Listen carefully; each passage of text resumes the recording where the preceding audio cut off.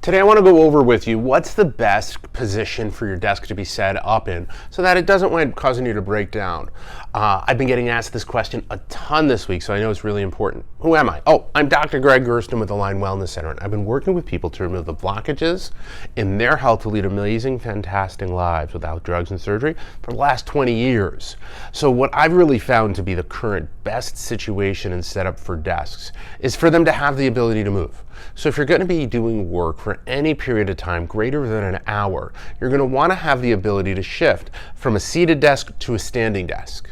For me, one of the easiest ways that we've found to modify desks is to use a tool like this. This is a great stand that winds up fitting all of the equipment that we need for our computer. It also gives you a good-sized workspace.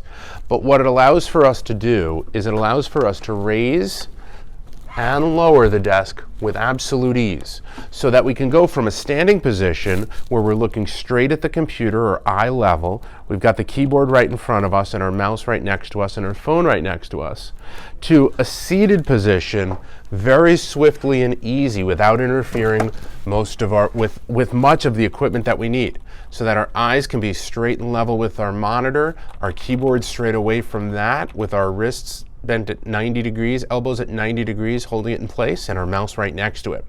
This will really help to wind up reducing a lot of stress and strain that you experience throughout your day.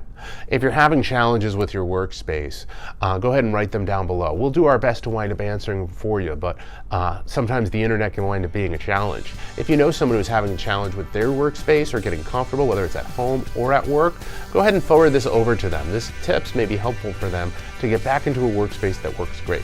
Once again, I'm Dr. Gregg Gerstin, and thank you for letting me be a part of your health.